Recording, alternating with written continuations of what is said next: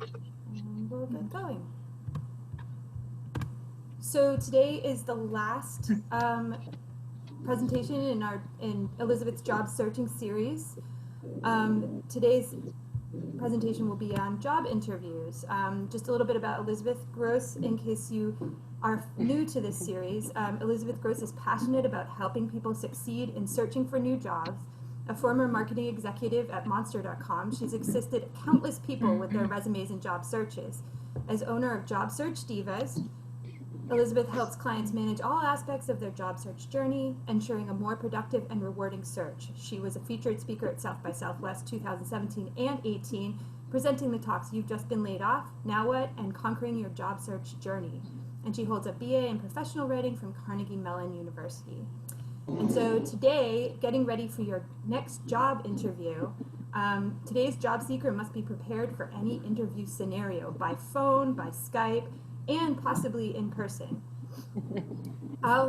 This session will help you refine your approach to interviewing by outlining steps to prepare and rehearsing potential interview questions so you're ready for any interview situation. And at the beginning of the chat, if you scroll to the top, well, there's nothing else in the chat right now, but you'll see a document that I've shared that Elizabeth asked me to share with you on interview questions.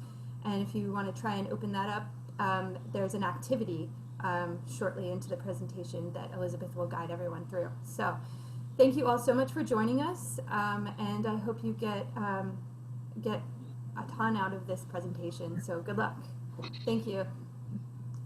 Turn it over to Elizabeth now. Thank you, Jessica. I'm going to share my screen. Oops. Oh. I need to be the co-host. I got you. Okay. Cool. So it's great to see everybody. I'm actually sad that our series is coming to an end because I've enjoyed having everybody and seeing your familiar faces every week. So thank you for being on the team for this last few weeks. And I'm really hoping that all of this will be so useful for you as you move forward through your job search. So today we are going to be talking about getting ready for your next job interview. And Jessica mentioned that I am Elizabeth Gross. For anyone that hasn't been in these sessions, my company Job Search Divas helps people with all of the tools they need to have an effective and productive job search. Are you guys still there? Yes. Okay, I just heard a change to the sound. Okay. So all the tools that people need to have an effective and productive job search. So from resume writing to LinkedIn profile development, helping people with their job search strategy, cover letters, and rehearsing and preparing for interviews. So obviously that's what we're going to spend time doing today. So what are we going to talk about today? We're going to talk about what to prepare before your job interview. We're going to go through an activity. What questions should you ask? Oh, and if I could ask you guys to mute yourselves, that would be great. Just in case. We're going to run through different interview scenarios to prepare for, and specifically a checklist for any Zoom, Skype, or FaceTime interviews, because really that's what's happening today. We're going to go over tips for success. And then we're going to talk about following up. What's the best way to follow up after an interview? We're going to review everything at the end, getting ready for your next job interview. We'll summarize everything. And then as usual, if a question comes up during the session that you need additional explanation on, or you want me to repeat something, feel free to put your question in the chat. Jessica will put us on pause for a second and we can address that. But we'll also have time at the end for Q&A. So don't forget to think about what questions you want to ask at the end. So let's get started. Let's talk about what you're going to prepare before your next job interview. These are the steps you need to make sure you're ready. The first order of business: what's your knowledge about the company? What do you know about what this business does? How will you learn more about this the company? You can go to their website, right? You can check out their news or press section, but you could also Google the company and see what third-party published information is available. So not only what they're saying about themselves, but what other people are saying about them. You can, if you've ever had if you have access to Hoover's or you've heard of Hoover's, that's another great way to learn more about a company. I know that requires a subscription. Some people may have access. Of course, my friend LinkedIn. LinkedIn is a great place to learn more about a company by looking at their page on LinkedIn. You might get a little bit of a different approach than you see on their website. They might talk a little bit more about their mission. They might also talk more about other roles that they're hiring for and what kind of people work for them. You can look on Glassdoor. I don't know if anyone uses that resource, but that's a great resource to look at user-generated feedback, meaning employees, not only current employees, but former employees will talk about the company and what it's like to work there. You have to take some of that with a grain of salt. Twitter also, if you're somebody connected with a company that way, you can look at their Twitter feed, look at some of the things that are talked about on Twitter about them. And then one of the things that I think we sometimes forget about is what does the company do? Like if they have a product, or if they have a software, if they have something that it is the thing that you're going to be talking with them about, go out and use that product. So for example, if I were interviewing with, Colgate toothpaste company, I would want to make sure I've used Colgate toothpaste so that I know what is it like to use Colgate toothpaste? What are the good things about it? What are the things that might not be so great? Just kind of make yourself more familiar with what it is that the company does and any products that you may have access to that you could use. You also want to do some thinking about who you're going to be meeting with and find out more about them. Again, LinkedIn can be a good resource for this. Google can be a good resource for this. One of the things you can do too is think about who you might know in common. So if you have a list of people who you're meeting with, maybe there's some folks that you have in common. You could reach out to some of those people and say, hey, I'm having a meeting with, so-and-so tomorrow. I'm really interested in knowing a little bit more about them. Could you tell me more about them? Just so you have a little bit more information about what they might be like.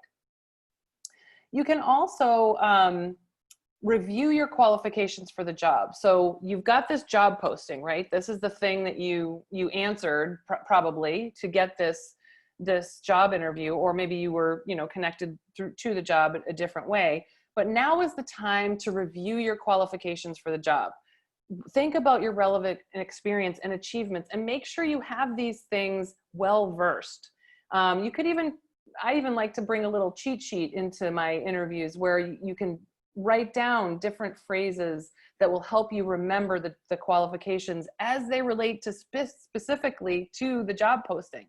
So you want to make sure you've really made yourself familiar with what they're looking for and what you have to offer so that you can bring that up in the meeting. You also want to have your answers to potential interview questions fully thought out and even rehearsed.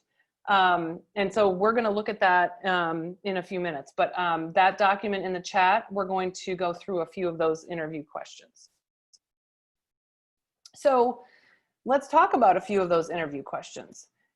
The first one, we're not going to talk about all of them, but I want you guys to use those as you are preparing for your interviews. They're not by any means, a definitive list. You could find thousands of these types of questions online, but this is a good sampling that will help you really get your thoughts together about why you're a good fit for the job.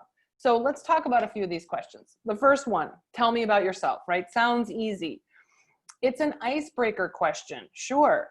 But what you want to do in this case is not answer this in a personal way. You want to keep the answers to this kind of question focused on your professional self versus your personal.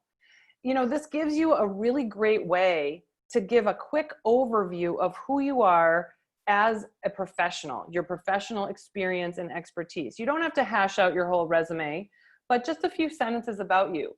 If you've been, remember in our LinkedIn session and also in our resume session, we talked about that summary at the top of your resume being your professional summary. That's kind of your elevator pitch. This could be along those same lines, a couple sentences about you that explains who you are today.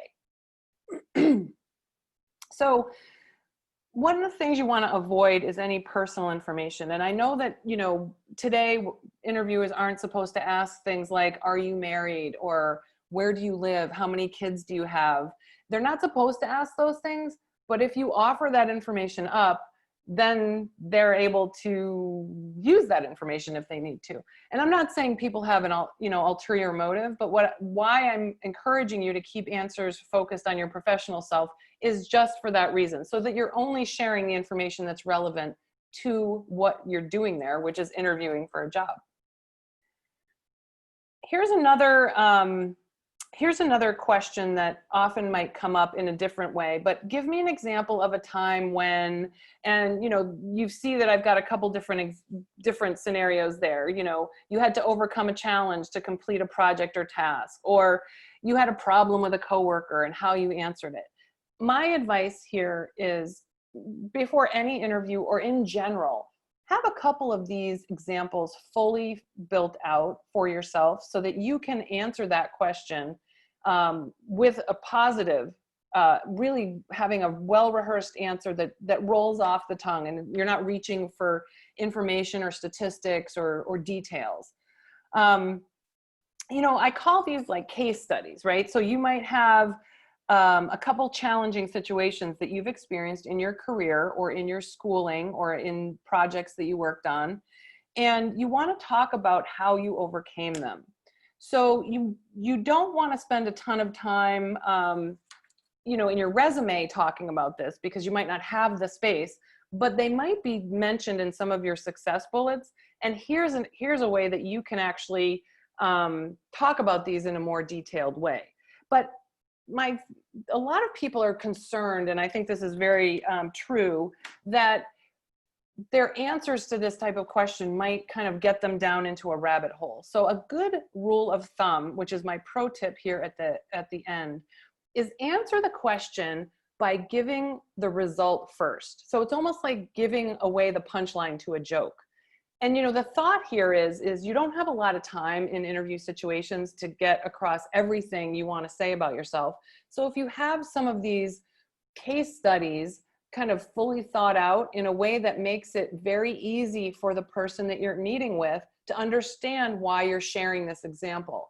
So answering by giving the result first, then talking about the situation, the action you took to resolve the situation, and then repeating that result again. The idea here is that when you start with the result, giving away that punchline, you're telling them, this is where I'm going with this story. It's a good story. So maybe, your answer to the question of overcoming a challenge to complete a project successfully, maybe you are in marketing and your challenge was to be able to increase followers on a social media platform. Okay, so your result might be, I was able to increase followers in the social media platform by 50%. The problem was we were having trouble engaging with people who we wanted in our target audience. What I did to remedy that situation is I went in and I analyzed all the data that we had about the people that were our current followers. And then I found places where they most typically visit, and I targeted them with specific advertising to get them to come back to us and become followers of our social media platform. So in the end, we were able to increase our social media following by 50%. So you see, by giving them the information at the beginning, you're not going to lose them along the way. And they say to themselves, where is she going with this story? You've told them what you're going to tell them. Then you've explained how you did the thing. And then you've repeated it again at the end. Here's my favorite, not favorite question.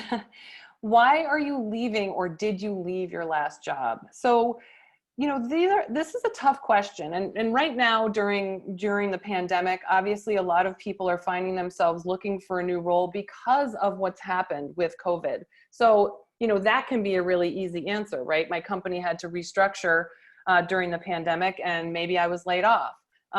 But there's probably a lot of other folks who might be looking to move on from their current company. And, you have to kind of have an answer that, really is positive. You don't want to obviously get into any sort of negative situations. What you really want to say to why you're leaving your current role is, this place is dysfunctional. No one can make decisions. They can't, manage their way out of a paper bag, but you can't say that. You have to keep it positive, and you should also practice this answer so you feel comfortable saying it and it sounds authentic. So let's keep going. I know you guys have a lot of, you guys can keep those questions obviously and use them as you need to, but that's just a few highlights of how these questions can be addressed. So some other things you need to be ready for. I'm sure some folks in this meeting have been, have had a bad interviewer. And so what's a bad interviewer? A bad interviewer is somebody that doesn't allow you to be able to share the information that you need to get across to them about why you're a good candidate for the role. So a bad interviewer might be somebody that just talks and talks and talks about the job or the company. And, all of a sudden, you're looking at your watch, you have a half an hour for the meeting and it's 20 after, and you haven't been able to get a word in edgewise, right? So that's a bad interviewer. And I wish I could say that there's a school of interviewing, but there isn't. So you never know what you're going to get when you enter into one of these meetings and one of these interview situations. You have to be ready for this, and you have to be ready to redirect the bad interviewer. So for example, you find yourself in this situation where you're really not getting to really have that back and forth conversation with either one or many people that you might be interviewing with. And so one of the things you can do is you can say, hey, I know we're short on time. There are a few questions that I have that I would love to hear about from your perspective. And what you could do is you can actually couch those questions in descriptions of what it is that you are good at. So for example, let's say you're interviewing for a project management position, and there's a specific aspect of project management that you're really good at that you want to get across. You can ask then, hey, this question I have is, regarding the project management function here, how often do you use this particular aspect of project management? Because that's something I actually have a lot of experience in, and I think it could be really useful for the company. So you're redirecting from the bad interview situation and bringing the focus back to you by just saying that I have a question. So think about what your strategy is going to be if you have a bad interviewer and how you're going to redirect them. The other thing you want to have ready is your question. So always in an interview situation, they will ask you at some point, do you have any questions for me? And the answer cannot be no. You have to have questions ready to ask about what it's like to be an employee there. So what I'm going to ask you guys to do now is actually prepare some questions and share them in the chat about what you would ask in an interview situation. And so I would recommend, going into an interview situation that you have about 5 questions ready, because some of those are going to be answered anyway in the course of your conversation. And you want to make sure you still have a couple left at the end for when they say, do you have questions for me? So let's think about that for a couple minutes and put your questions into the chat. What are questions that you might ask a future employer during an interview? And then consider, as you're thinking about those questions, how you can position yourself as a strong candidate through the questions you ask. And then we'll discuss those as they come in. My tip here is really think about leaving the what's in it for me questions for later on in the interview process. If you're in the initial stages of an interview, you want to really focus on your qualifications and your skills and whether or not, they are a good match with this person that you're interviewing with and this role that you're interviewing for. You want to kind of leave the work hours, vacation time, and I know, of course, you got to ask this question about salary, but as much as you can leave those questions out for the first go round, the better, and saving those for later on. So any questions you guys have, go ahead and put them in the chat, and then Jessica will have us discuss them. So we have a couple that came in already. Okay. What is it that you like about working here? That's a great question. And you know what? Everybody's got an answer to that. So it also gives you the opportunity to understand a little bit more about the culture, perhaps, because They're going to talk about things that aren't necessarily exactly relevant to the job. And they're going to talk about, the things that are personal to them and why they like it. So that's a great question. I love that one. That's definite. How has the company supported you during the pandemic? Okay, that's great, because you might want to understand, if this job is going to be working remotely until we're back able to work in offices together, what is that going to look like? That's a great question. Liz also asked them to describe the company culture. Great, great, Leslie says, what would a typical day be like in this position? great, great. Catherine asked, how do you see this position develop as the company grows? Good, love that one. Janice said, how would you describe your management style? That's terrific, especially if you're looking to kind of interview your interviewer and what it would be like to work for them. I really like that question, because that gives you insight into, how you're going to be evaluated. How are you going to work with this person? That's terrific. Yeah, Christina also had that question. Netta asked, what is the growth potential in this role? Mm-hmm. Good. What's the future look like? David asks, how much interaction will there be with other departments? That helps you understand, how does my position fit into not only to the division, but how do we interact with the rest of the company? What's my contribution there? That's great. And then Joan asks, is this a new role? Yes. Okay. So if it's been created and you're going to be sort of paving the way, or are you taking over from someone else who might have moved on either to another company or to some other place within the organization? And that was the last one that I received. Okay. So I love the what do you like about working here? You can also ask, why did you join the company? That can also give you that other level of introspection into the culture, maybe what drew this person to work for the company. So that might be another interesting question to ask. You can also ask, how does this role further the company's mission, right? So David, you asked how you interact with these other departments, but what's the big picture here? What are we all working towards? How does this position actually contribute to what this company is trying to achieve? So how does this role further your company's mission? You might also ask, and this would be very relevant if you're speaking to someone who you would be working with directly, maybe the actual hiring manager who you are going to be reporting to. You could ask them, tell me about the most successful employees here. What do they do differently? You could ask, what do you expect someone in this position to achieve in the first 30, 60, 90 days? Again, this is you being able to contribute what you have to offer based on what they need. So what do you expect someone in this position to accomplish in the first 30, 60, 90 days? Netta asked about the opportunities for growth and advancement. That's absolutely a great question to ask, because it shows that you're interested in knowing the potential of the role, as well as how you might grow while you're there. And then this is a really important question. Don't ever forget to ask, what are the next steps in this process, right? So, whether it is with the HR screener or the recruiter, get them to express to you where they're at in the process. Are you interview number 1 or are you interview number 53? Are they winding up the process? Is it going to go on for a couple months? Ask them, what are the next steps in this process?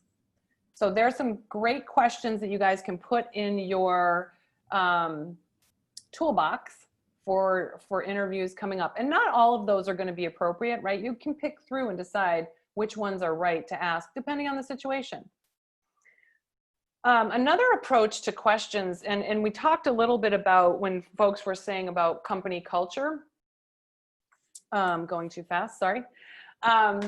Company culture can be difficult to actually describe unless you work there.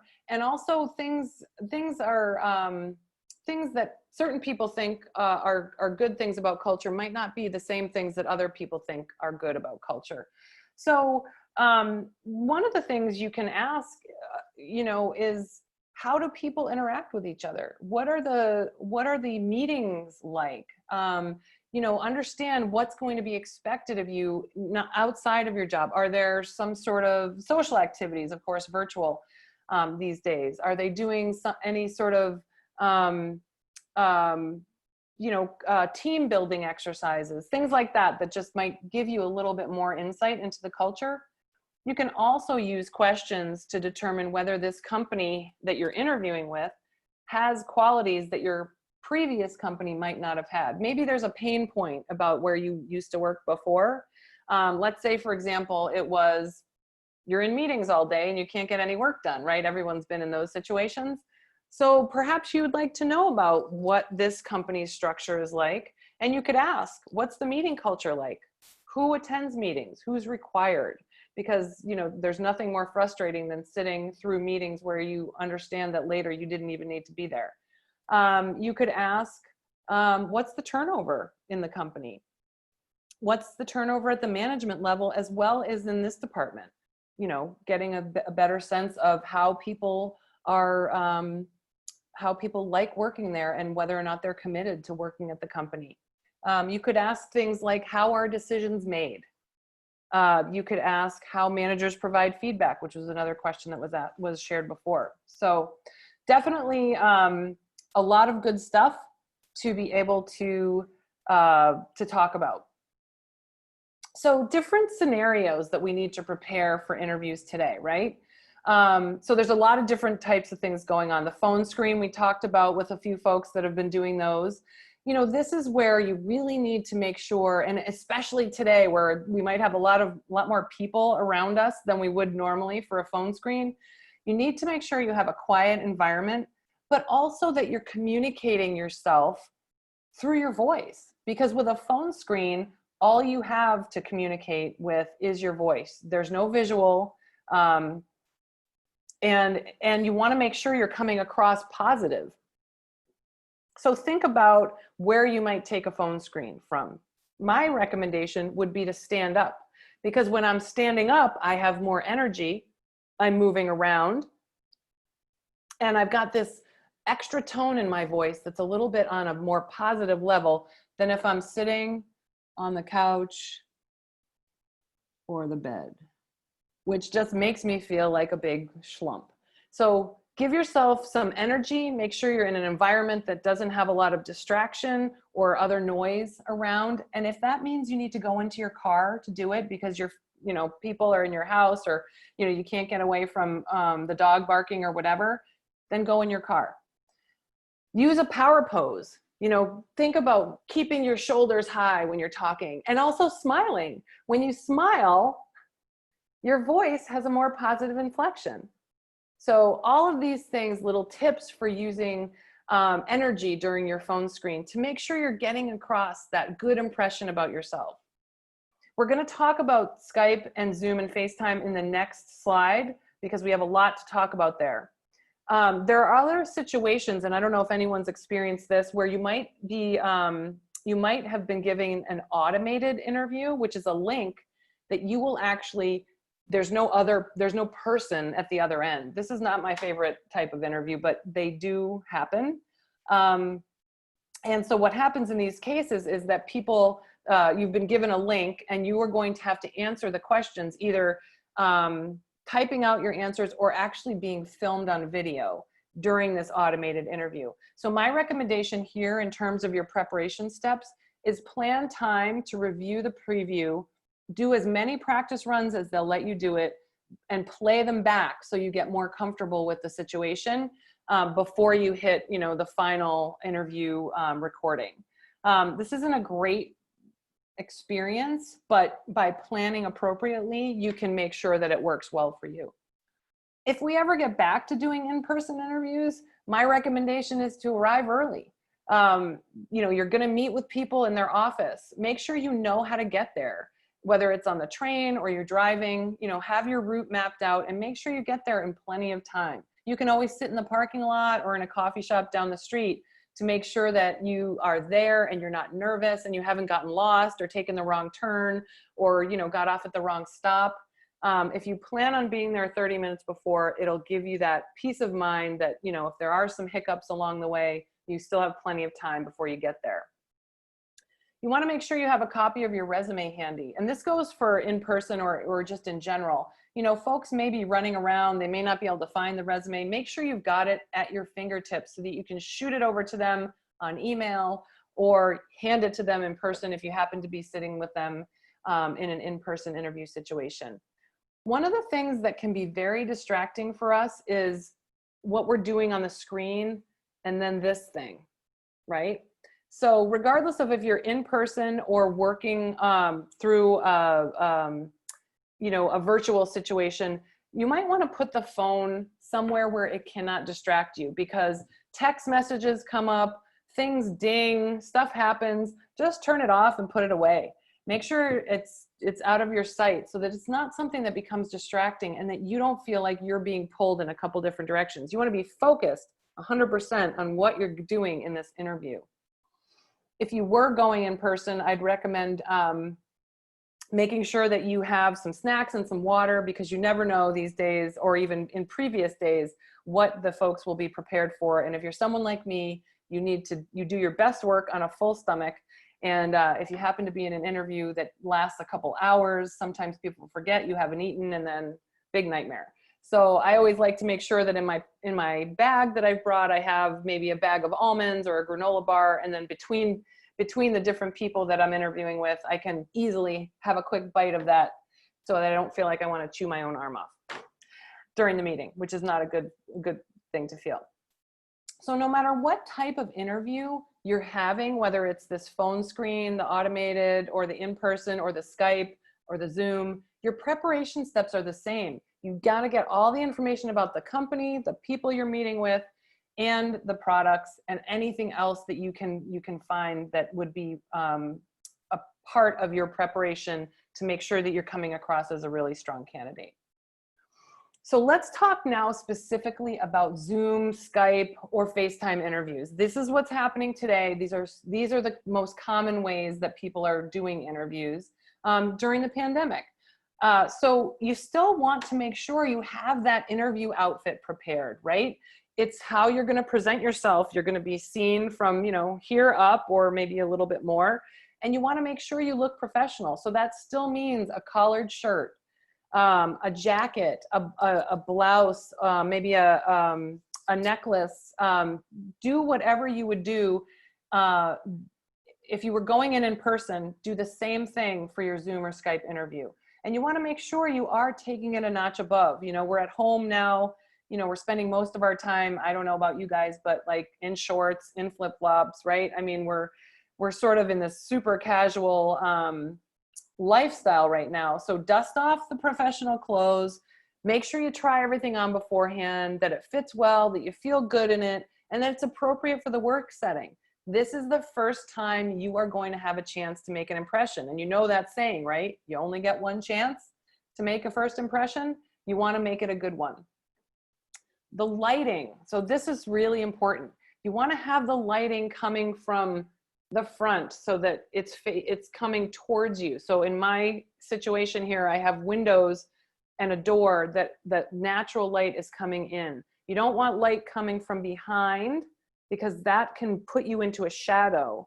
You don't want it coming from overhead, because then it can create other sorts of unflattering types of situations because it's so bright. Maybe or it can be distracting if it's coming from overhead. So think about where your setting is that you're going to take this interview from, and you could even practice.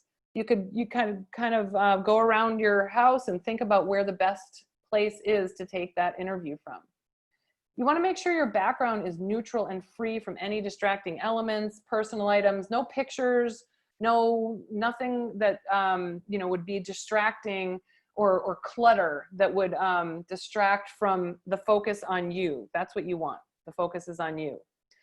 This is also a trick that I find very difficult, especially on virtual meetings like this, is make sure you're looking straight into the camera. We can tend to look over here because maybe that's where all the pictures of the people are, or over here because they're down, but look straight into the camera. And I'm going to show you this is really sophisticated. This is what I put above the camera to remind myself, look here.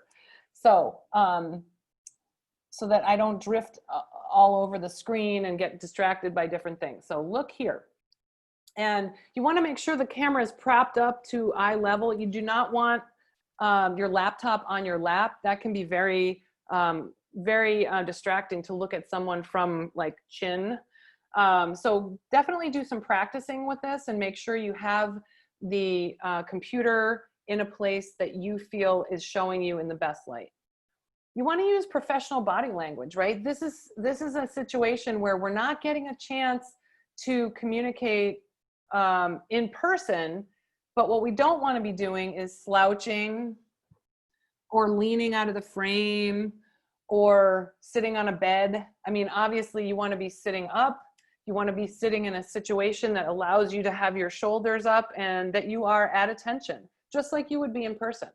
So make sure you're using that professional body language and you're not coming across in any sort of casual manner. Test the technology beforehand. If you've got a new type of meeting software that's being presented to you, maybe it's not Zoom, you've used Zoom, but they're using something else, make sure you've tested it beforehand, you've downloaded it, you've started it up, and you understand how to use it, because you want to make sure there's no delay whatsoever. That your microphone works, or you're using a headphone, make sure that works, that your video's working, that everything's good. Also, you want to, this is something that actually came up last week. This is like the interview nightmare. So the link was sent to one of my clients, and it was the wrong link. So the HR person sent the wrong link. And so she was sitting there on the Zoom meeting waiting 10 minutes for the rest of the people to show up, when finally she thought to herself, this can't be right. So make sure you have the contact information of the person who set up the meeting, just in case there's something that happens. What ended up happening in this situation is the HR person actually called my client and said, you're not on this meeting link. And they figured out right away that it was the wrong meeting link that had been sent to her. And then, of course, the HR person said to everybody, it's my fault, I sent the wrong meeting link. But, you know, other things can happen. So make sure you have the contact information of the person that set up the meeting, so that in case of any sort of last minute disaster, you can reach out to them right away. The final thing too, is to be natural and authentic. So that can be really hard in this sort of virtual situation. How do you get across your personality? It would be easy to say, like, let me use a script or pre-prepared answers. You don't want to be fooling around with things on your computer, and people can tell when you're doing a Skype interview if you're looking at something that's not right at the camera. So make sure that you've done that preparation. Rehearse those questions. Feel good about the way you're talking about yourself. And it's okay to say, hey, I'm taking a couple notes, and, you know, have something that you're writing on down here, and having that cheat sheet that you can look at, so that you're not, you know, scrolling around on your computer screen. But make sure that you feel comfortable with this scenario. And if it means that you want to practice with a friend or somebody else in your household, then go ahead and do it. Today, it's hard to add personality into these interactions, right? We don't have the chance to, you know, shake someone's hand. Who knows if we'll ever do that again? But you can wave and say hi. You know, so your body language and your facial expressions really can help convey confidence. So make sure that you've brought some personality into your situation, whether or not you wave, or, you know, you talk about something, or you use your confident, you know, power pose. You just want to make sure you've got it all buttoned up. So let's talk about tips for success. Keep these things in mind during the interview. You want to relate your answers to specifics of the job description. Again, at the beginning, we talked about being very familiar with what the job requires and how you are a good fit for it. So make sure that your answers are related to the job description and what the requirements are. Keep your answers short and to the point. Remember that format that I talked about, where you lead with the result? then talk about the situation and how you addressed it, and then talk about the result again. Kind of keep that format in mind with everything. You don't want to get off on any tangents. You want to keep yourself focused, and make sure that you're answering the questions that the interviewer is asking, which is my next point too. Make sure you're listening when the interviewer is talking. Sometimes we can get very, our adrenaline can take over, and we can get very anxious about answering that question and answering it correctly right away. Give yourself a break, take a breath, listen to what the person is saying. And if you need something clarified in an additional way, don't forget to ask some more probing questions about what they're looking for when they are talking to you and asking you questions. You can take a minute to formulate your answer. Really make sure that you are doing, and you can say something like, that's a great question. I need a minute to think about how I want to answer that, or the right information to provide. And then you can kind of get your thoughts together and answer it. You want to really relax and be yourself. This is not easy. This is new for all of us. I know that at the beginning of this series, we talked about how this is new territory. It is new territory. It's new territory for all of us. But as much as you can, it's great if you can do the practicing and then really relax and be yourself during the meeting. We get nervous about interviews, right? You get jittery. So think about this as just a conversation, just like you've had with anybody. Maybe you did a couple of these with your family, or maybe you've done them with friends. Think about that type of interaction and how you can just be yourself. This is a conversation between grown-ups, which we have all the time. So let's talk about thank you notes. This is a real point of difference. You want to definitely make sure that you have a thank you note developed for anyone you interview with, even if it's a phone screen and even if it's a short HR screen. Send that person a thank you note. This keeps you top of mind with the interviewer. If in this case, we're probably working with everyone's email addresses. We're not going to have the chance to get business cards, but make sure you get that information if they're willing to share it. I have a rule of thumb, 24 hours or less.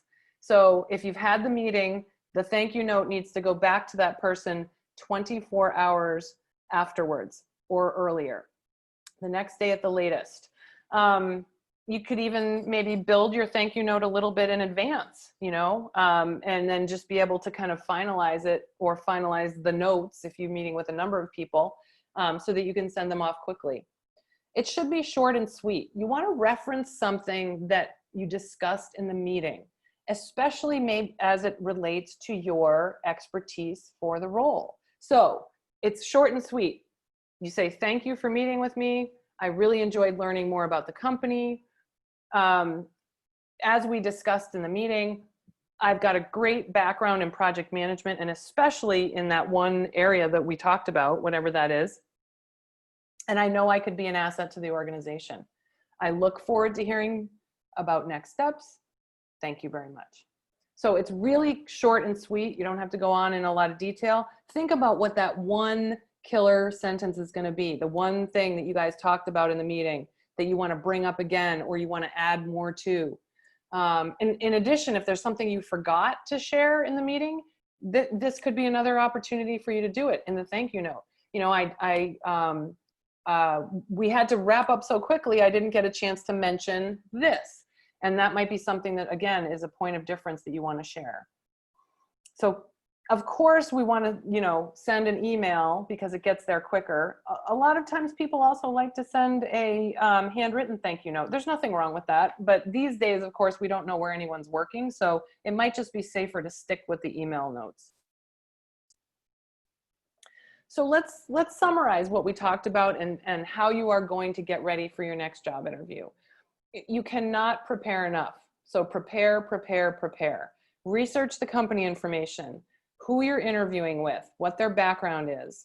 Review your skills relative to the job description and what the requirements are. Don't be afraid to write a little cheat sheet for yourself of things you want to make sure you get across as they relate to that job description and your expertise. Do some rehearsal. Rehearse those questions that I sent over, or prepare your own questions that you're going to ask the interviewer. We went through a lot of those earlier in our session, so keep those at hand and decide which ones are the best ones that you want to bring into your interview situation. Have a strategy for diverting the bad interviewer. Plan accordingly for the type of interview format, right? If you're doing the phone screen, where are you going to do it? If you're doing the Skype or the Zoom call, what's in back of me? What's my lighting look like? Make sure you've got all that worked out.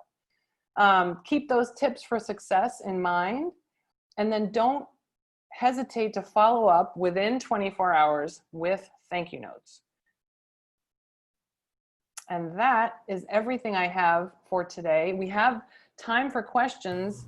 We have about 10 minutes, I think, Jessica, right? Sure, yeah, absolutely.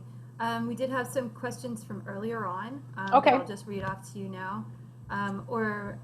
Let's see, for David asked earlier on, is it appropriate to connect on LinkedIn with the person conducting the interview? Yes, that's a great question, David, and a great idea. I might suggest doing it after you've had the meeting, because then you truly will kind of know each other. But yes, absolutely. Yes, absolutely. You should connect with them on LinkedIn.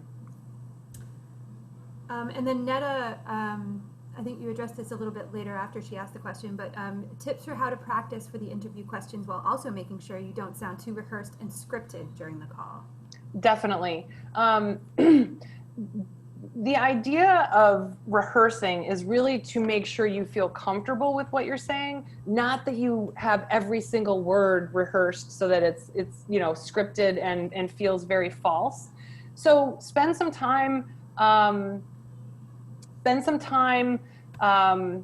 talking through those answers to some of those questions out loud. What does it sound like? Do I sound like I feel comfortable with what I'm saying? Or am I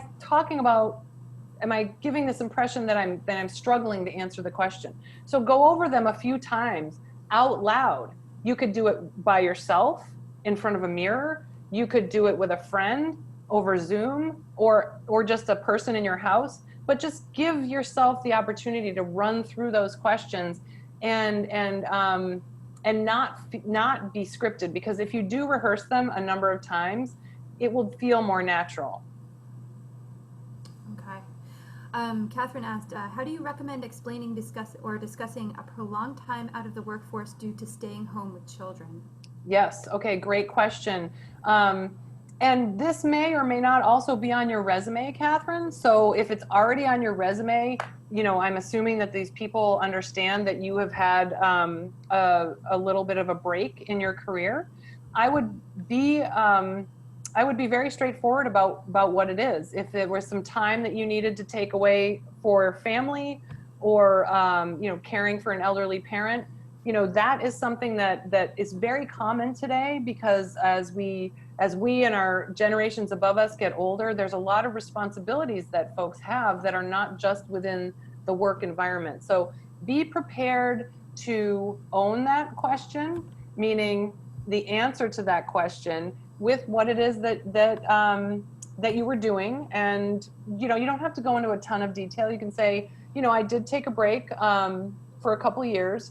I worked, I did some volunteering while I was caring for my young family. Now the kids are grown up. I'm back into the workforce. So make sure you feel good about that answer. That's even something that you can rehearse and prepare. Okay, great. Christina mentioned that some companies do a first screen by sending you a link with a psychological profile questions. And how do you handle this since you're not speaking to a person? I hate that, Christina. I hate that thing so much.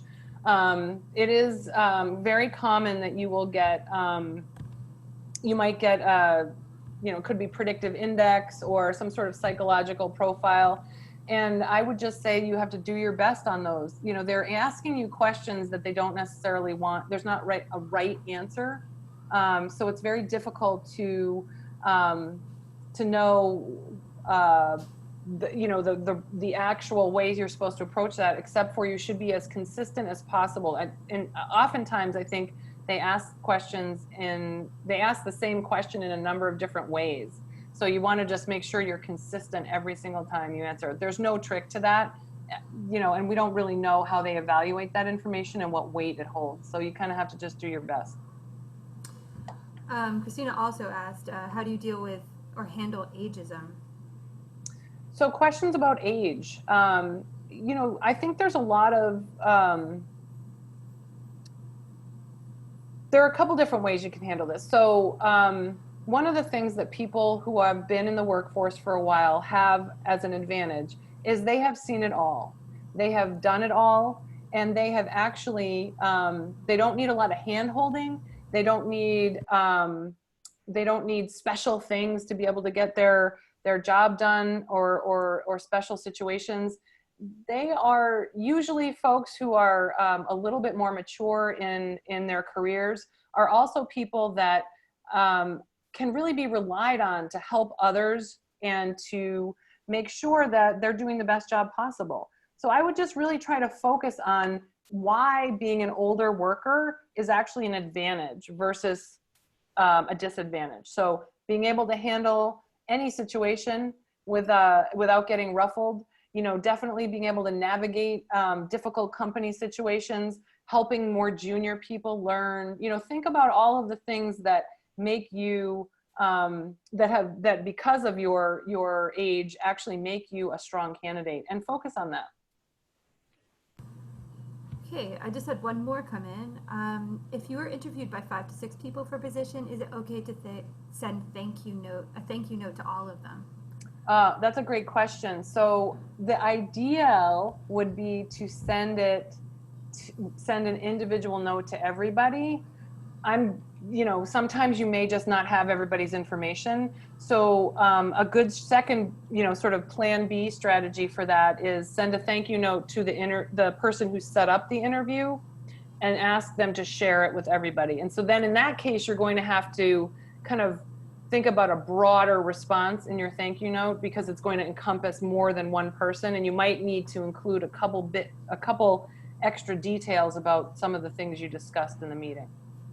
Okay, great. And then Netta just asked, do you have any specific questions you'd recommend for asking the HR director or executives in the department? Can you ask the same questions to different people you interview with at the same company?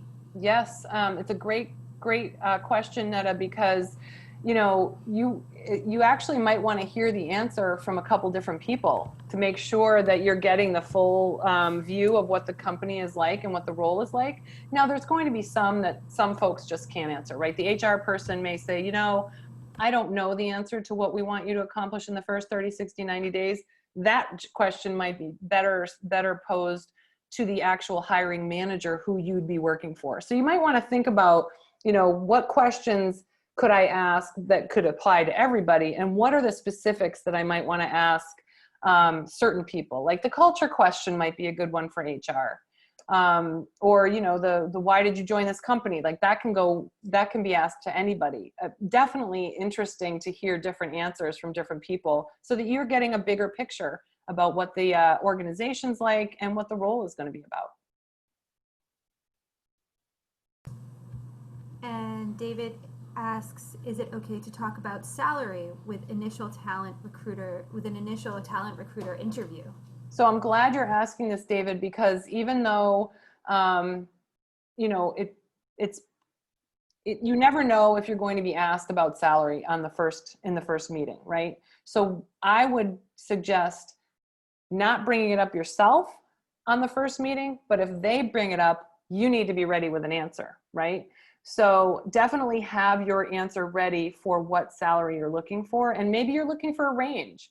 You know, maybe you've done some research on Glassdoor and you know that, you know, these types of roles pay between this and this, and you're comfortable somewhere around here. Just make sure you have an answer ready. But also be okay with saying, you know, given the limited information I know about this role, I'll tell you what I'm looking at as I look at different jobs in the marketplace. Especially if it's a very initial interview, you can kind of frame your answer around with that kind of caveat, you know, and know that you want to be able to share your information about salary without kind of you know, putting yourself in a position where that becomes the thing that they're only going to, you know, record about what you're looking for. One of the things I'm concerned about there is I've looked at several positions where the requirements go on and on and on. And LinkedIn sometimes even has a suggested salary range. And I had in one instance where it turned out it wasn't close. What they were putting on LinkedIn, and they say on LinkedIn, it's not from the employer. It's based on assessments of this, the area and things like that. They were way off. And then I did get as far as I got my resume to someone, and the question from them was, where are you at? And we were nowhere close. And I understood that, but it's like, I didn't want, I think sometimes maybe because employers don't want to reveal that kind of stuff in a posting, they lead people to come in. The job looks loaded, so you think it would be a relatively well-paying position. You find out they just kind of dressed up the job description, and that's not really what they're prepared to offer. Yeah. So this can be a good, and again, you kind of have to, you kind of have to figure out, is this the right time to talk about that? Most often they'll bring it up first. Sometimes you can just say, do you have a budget for this role? Right. And find out where they're at. And of course, there may be other things, built into it. Of course, there's total compensation, there's benefits and, vacation time and all of the rest of the stuff. But really the number that you're looking for salary wise, if it's super far off, then maybe you guys are just in a place that, isn't possible for you to get in the middle. But there's always also the opportunity for you to say, I've always been paid fairly for the market that I work in. Here's my range. What's your budget range? And kind of, share that information versus, line in the sand kind of conversation, because sometimes there's flexibility. Sometimes there's, more that they can do, especially if they really like you as a candidate. So make sure you're giving them that option too, to say, this is what I'm looking for. I'm of course, happy to discuss. I think sometimes too, if you're dealing with an HR person, they must say, well, this is what the job pays. Right. Whereas if you're dealing with the actual person who has to justify that budget, the person in charge of that budget, they might say, well, maybe we can shift this over to here and do this and do that. But you're not going to get that out of the HR person. No, you're right. That's absolutely right. The HR person is probably looking at a requirements list, and one of those happens to be the salary, and that's that.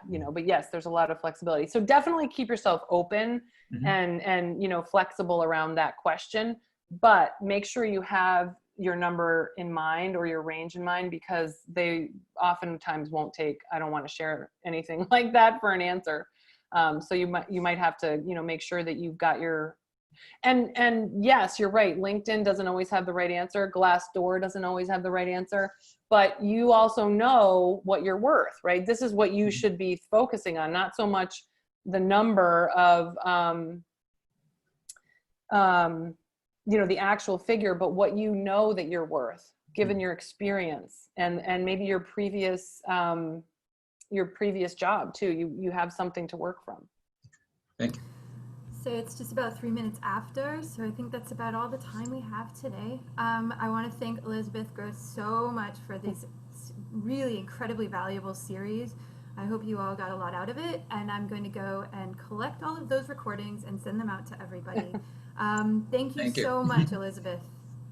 Thank you, guys. I hope this was helpful. I'm keeping my fingers crossed for everyone that has interviews this week. I want to hear how they went. I want to make sure, hopefully that you can leave this meeting and go off and practice. Prepare. Thank you. Thank you very much. Thank you, everyone. All right. Thank you. Bye, Take guys. care. Bye. Thank you. Bye. Bye.